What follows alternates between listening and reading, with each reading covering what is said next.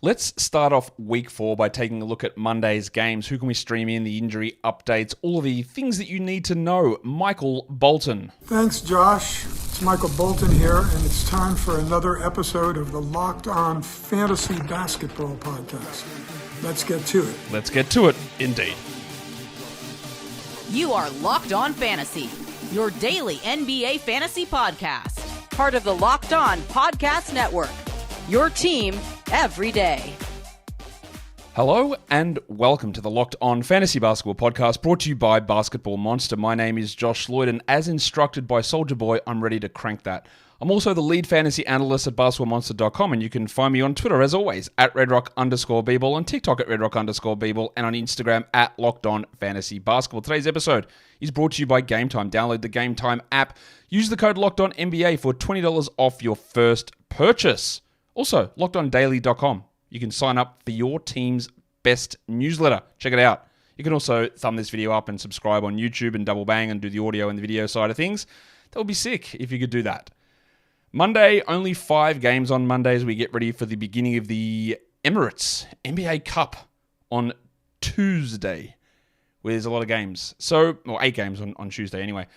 So let's take a look at Monday's action. There are a few teams that are double-ending this by back-to-backing Sunday through Monday. We'll talk about that. There are no Monday-Tuesday back-to-backs. The NBA realizes, this is the thing that is stupid, the NBA realizes that back-to-backs reduce the quality of games, so therefore they are not scheduling any back-to-backs around NBA Cup games. What an interesting development that is. So there you go. There are no back-to-backs around the NBA Cup. Let's talk about what we're actually watching for, what's on my radar across these 5 games on Monday, and it is an extraordinarily weird day again. There are 5 games on. They all start at the same time, 8 p.m. Eastern.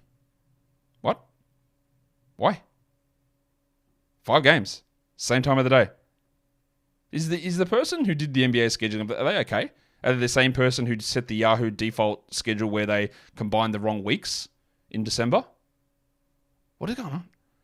I don't think I've seen, 2 days as close together as this where just every game starts at the same time. Because we had that on Thursday as well. First game that we take a look at here is the Sacramento Kings and the San Antonio Spurs. The Kings are playing on Sunday, so they're obviously on a back-to-back, but the spread is already out for this one. The Kings are 1.5-point favorites on the road on a back-to-back. Schedule-wise, both teams play Monday, Wednesday, Friday, Saturday in Week 4, and then both teams play 3 games in Week 5. Who's out? Devin Carter's out. Orlando Robinson's out on the Sacramento side, while Jeremy Sohan and Trey Jones are out for San Antonio. No official update from the Spurs yet on Malaka Branham. I'm going to say that he's doubtful. He missed the last game with an ankle sprain. I don't think that he'll be available to play here.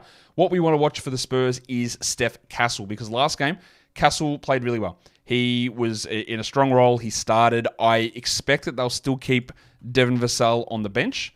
Now, Castle hasn't been great all season, and he has had opportunities when Vassell was out for all of that time and didn't really do much, but the last couple of games from him have been really good. He had 14, 3 and 6, and then 23, 2 and 3 with 2 steals, and shot over 50% in both of those games, which was the first time that he had shot over 40%, I think, for the season. That's not true. Opening night, 43%. So, 2 really, really solid games from Castle. Will he continue that? Will his role maintain if Vassell starts? I don't know, but we need to watch that. In terms of streaming, guys, probably Keon Ellis on the Sacramento side. You can make an argument for Fanderpants Kevin Huerter, but I won't. Ellis just delivers more of those defensive stats, and it's a little bit more valuable than whatever Huerter is. So whatever he does there, I don't know.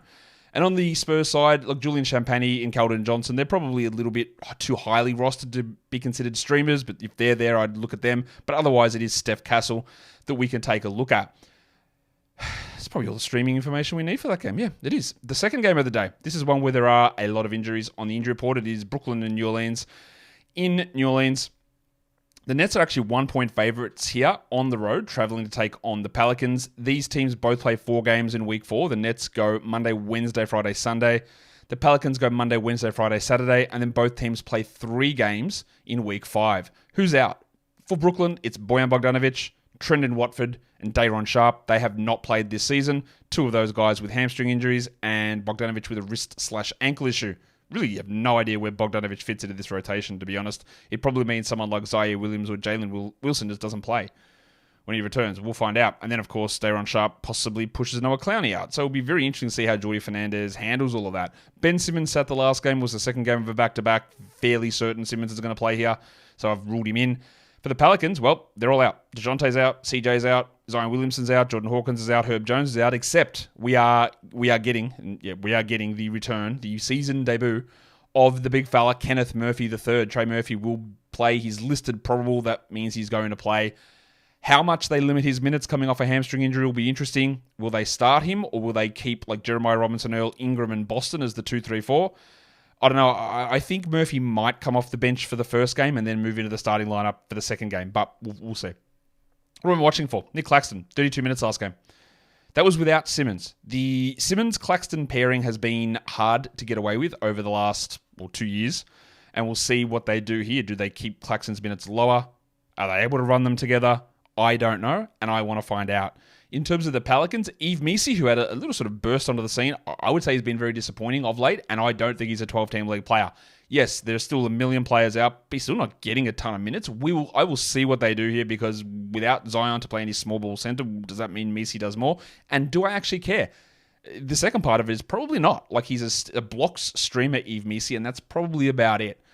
In terms of stream guys, I think Ben Simmons is worth a look. He's rostered in very few leagues, and I get why, but an ability to have 7, 6, and 6 with 2 steals is there. And that, it can't be just blown away. We don't need to be super enamored with Simmons. We don't need to consider him a must-roster player. But in terms of streaming that in, that's not bad. On the Pelican side of things, I'm just going to assume that both Jose Alvarado and Brandon Boston are rostered. I expect that's the case. If not, please add them.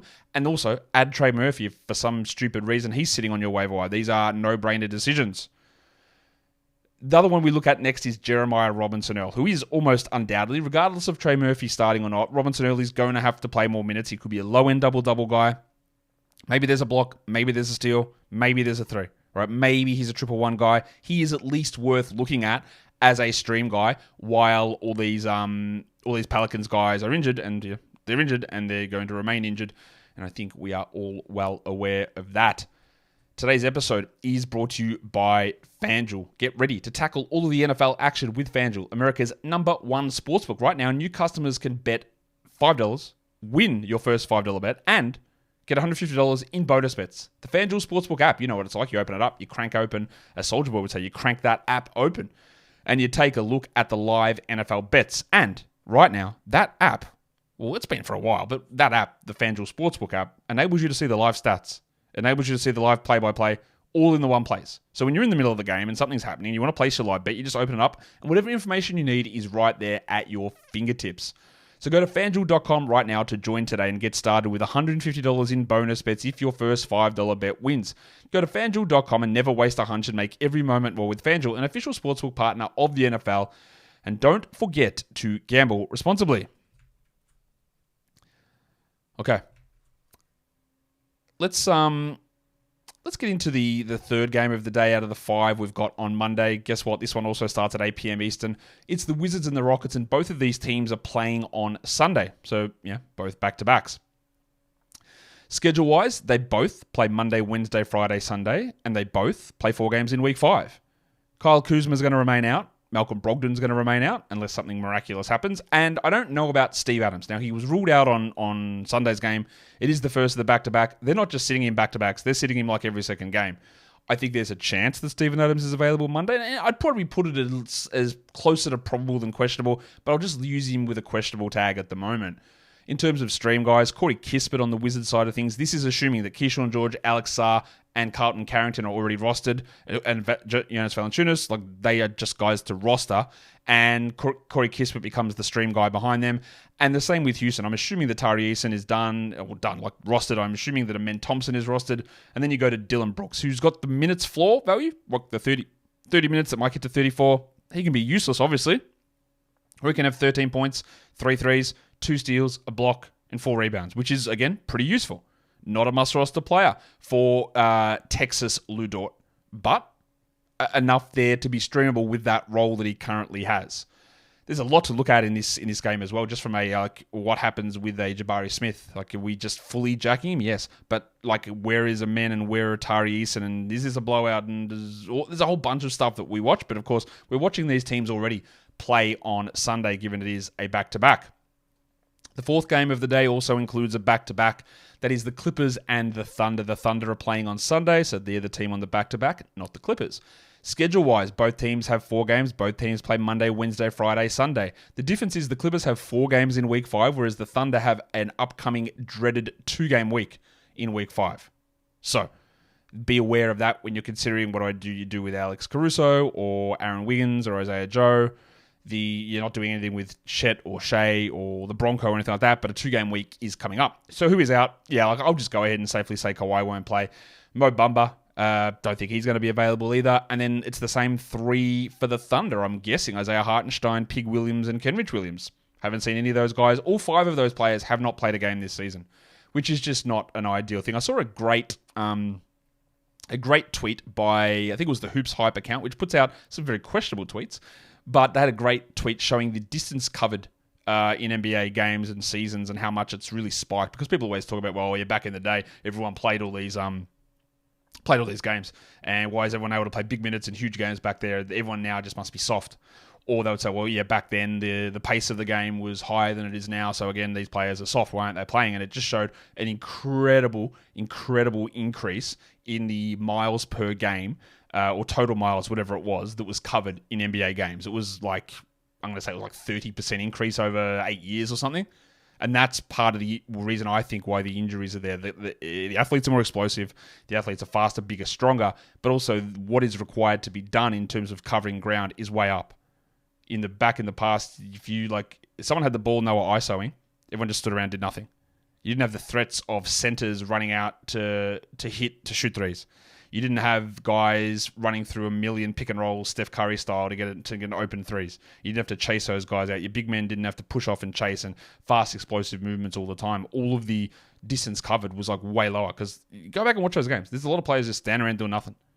And that's really, yes, it happens to a degree now, but like the difference in it is stark. And that it's not about the pace of the game with how many possessions. It's not about like how many clotheslines old mate Rick Mahorn gives you under the basket. That doesn't cause those injuries outside like a rounded broken jaw.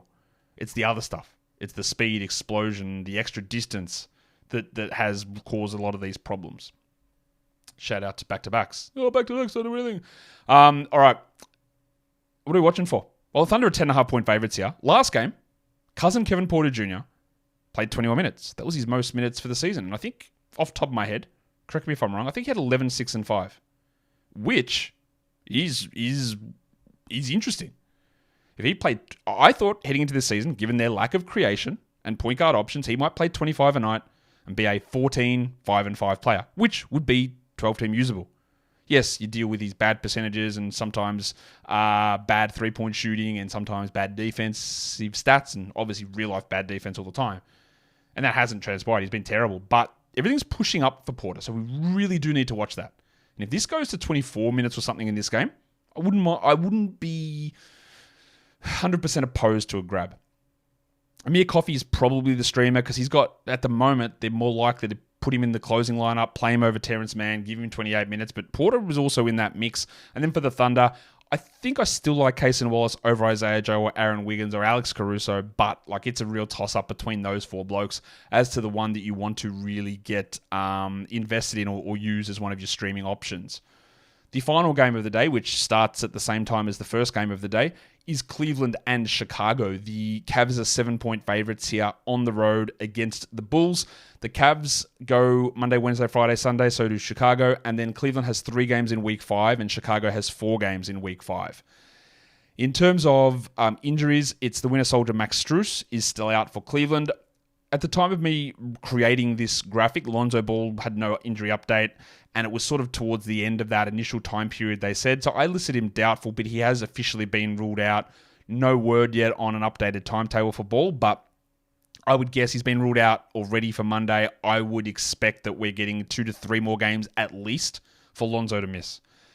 Torrey Craig left the last game. I say he left the last game. He never stepped foot on the court, and then halfway through, the Bulls said, hey, he's not going to play due to an illness. Like, sick, thank you. He's not on the injury report here, so that's cool. He won't play anyway, but, just for completeness sake. What are we watching on the Cavs? A real stinker last game from Jarrett Allen as Cleveland made a comeback win to beat the Brooklyn Nets.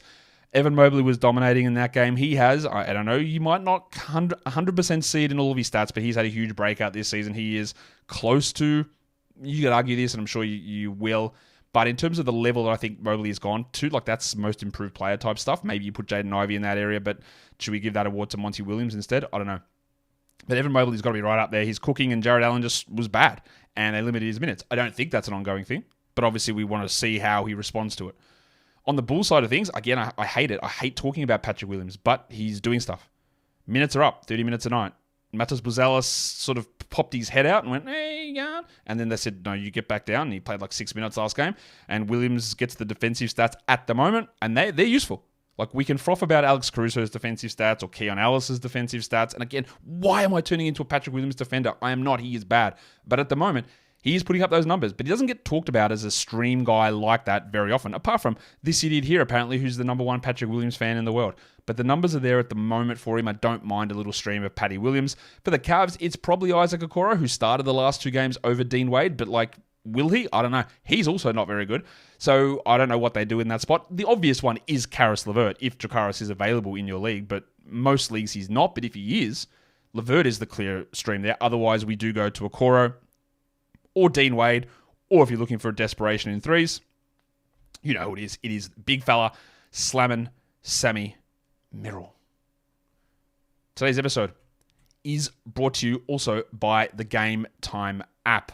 Yes, Game Time. What have they done? Game Time Picks is the new thing that they have brought out. It's a new feature that makes getting tickets to see your favorite sporting team live even easier. It just cuts out the fluff. You don't have to waste your time going, hey, is this a good ticket? You've had that conversation. You look at the garden, no. Like, there's too many here. Like, is this one good? This is this price in this spot, and this is this price in this spot. Which one's better? Well, Game Time Picks helps to find you just the good deals. So you don't have to sit there and waste your time. And that's just one thing that Game Time does. We know all the other little things that they do. We know that they have the seat view where you can see what you're actually going to be seeing in that seat at the arena / stadium / whatever it is that you're going to. We know that they've got the lowest price guarantee. We know they've got the Game Time ticket coverage where your purchase is covered with the most flexible customer service policy in the ticketing industry. So take the guesswork out of buying tickets with Game Time. Download the Game Time app, create an account, and use the code LOCKEDONNBA for $20 off your first purchase. Terms apply. Again, create an account and redeem the code LOCKEDONNBA for $20 off. Download Game Time today. What time is it? Game time. I was informed that I was mispronouncing that I said Gigantes, but apparently it's Choca de Gigantes. I still don't, is that true? Gigantes? I guess so. Yeah, I guess it is. Gigantes, yeah. Choca de Gigantes. Who am I to doubt someone who was a Spanish speaker telling me? Sorry, that's bad of me. Choca de Gigantes. My Spanish needs work. All right. That's the 5 games. Yeah, it's the 5 games. So let's take a look at schedule plays. Now, there is no back-to-back. There is no Monday, Tuesday back-to-back, again, preserving the sanctity of the Emirates NBA Cup. So let's take a look at how we can chunk up here. 5 days, Monday through to Friday. Now, Friday is a very high volume day, so I'm not going to include that in chunking. So there's no one I'm going to look at here as a 3-game player. We're looking at guys who will get you 2 games over the next 4 nights, and the Wednesday's an 11-game day, so that is borderline, but these are all players who I think you just, at the moment, you got enough value in them that you add them, and you'd probably start them on the higher volume days anyway. So we're talking about a couple of Pelicans in Jose Alvarado and Brandon Boston Jr., who are available in a lot of different spots. So I just think they need to be rostered, at least in this short term. And then when Trey Murphy ramps back up, we'll see how it all shakes out. And I don't think Alvarado loses anything from Trey Murphy, to be honest, maybe a couple of shots. But he's playing point guard because there are no point guards. Simple.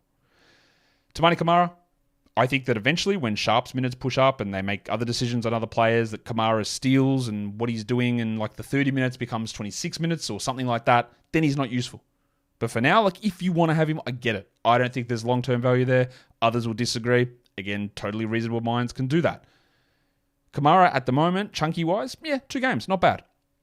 Keyshawn George, I think, is a long-term guy, but also he's a short-term guy. Love the value we're getting from him. They've had a very, very light schedule so far, the Wizards. That means we're getting a big, big burst of games coming up soon.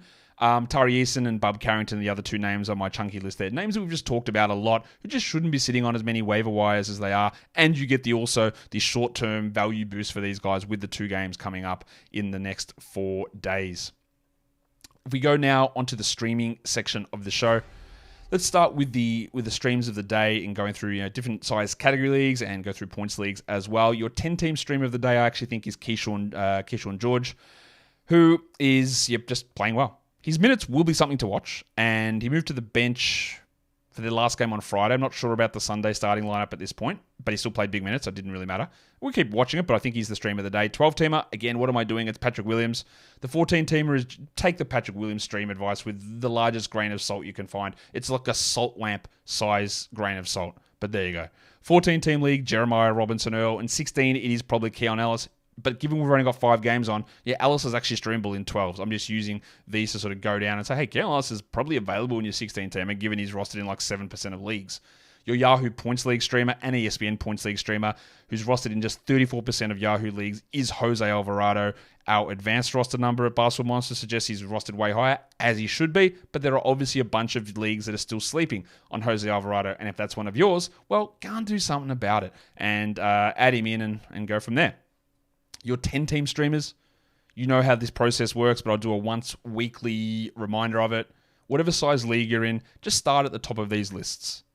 And if Keyshawn George is available in your league, you stream him in. But I think that given the cutoff that I use of 65% advanced on Basketball Monster and below, that these guys should be available in a lot of 10s. And I think they are really good values for Monday. Keyshawn George, Patrick Williams, Jeremiah Robinson-Earl, Ayo Dosunmu, Julian Champagny, and Ben Simmons. And again, if you're in a 12-team league, is George available? No, he's taken. Oh, let's go to Williams. Oh, he's there. Let's have a look. Oh, he's taken. Oh, let's go to Robinson-Earl. Oh, let's go to Dosunmu. Let's go to Champagny. And just go down the list that way, I think, is a good way of approaching that. We go to the next bunch of guys, which all fit under my 12-team league roster cutoff. It's Keon Ellis, it's Cason Wallace. Both of these guys get you a lot of steals. They don't do a lot else, but there's a lot of steals there. Corey Kispert and Isaiah Joe, they do the similar thing. They're points and threes with not much else. And then there's Aaron Wiggins and Jalen Smith. Smith's getting about 16 minutes a night. And if you've noticed, they've cut Nikola Vucevic's minutes down a little bit. He was playing 34 earlier in the season. He's sort of down to 31 at the moment. We just need to watch that. And that does give a little bit of extra boost to Sticks and what he is able to do as a backup center. For deeper leagues, these are all under 20% rostered according to our numbers on Basketball Monster. Javonte Green, Kevin Porter Jr., Dylan Brooks, Steph Castle, Derek Jones Jr., and Amir Coffey. I could see arguments for nearly all of those guys, apart from Javonte Green probably, as being 12-team league streamers as well. So despite only being 5 games on, there's actually quite a lot of players who are usable in a 12-team format that you could add and maybe get some value out, which is not going to be atrocious. And I talked about this on the Waiver show earlier today about, there's a lot of injuries, obviously, but what it does, it opens up so much value and tons of different guys that you're able to move in and out and sort of chess piece your way through to different fantasy appeal.